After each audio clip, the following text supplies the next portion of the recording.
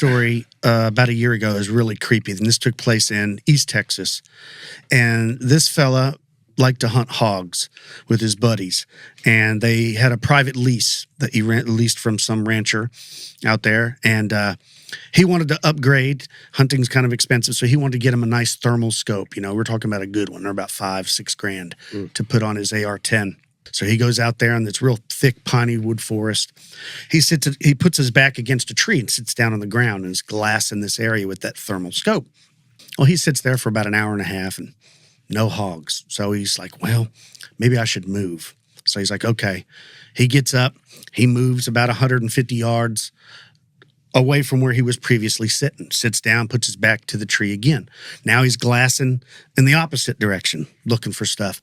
Well, about that time, he sees the heat signature of something moving. And he's like, oh, yeah, pigs are coming in. This is going to be it. He gets ready. Well, he starts watching this thing. And at first, he thought it was a bear. But then he said the more he watched it, it wasn't a bear. He said it looked like a naked human. Like a naked human being. And he said this thing was crawling on all fours, and it crawled directly to where the tree he was just sitting at.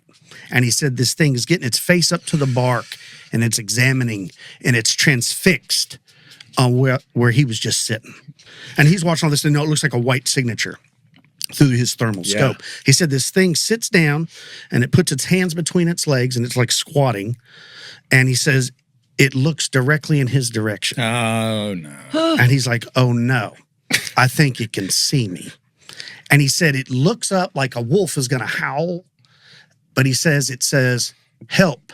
I need help. And he said it's in a woman's voice. And he said a few seconds later, it says again, I'm injured. I need help. Is there someone that can help me? And he's like, man, I don't know. He takes his AR off safety and he shoots around over its head. He doesn't want to shoot it just in case it's a person. He said it doesn't move. He said it breaks to the left and starts running. And he's trying to follow it, but there's all these trees and brush in the way, so he's losing it. He says he touches off another round. Pow! It's still moving. But where it's moving is the opposite direction of where his truck is.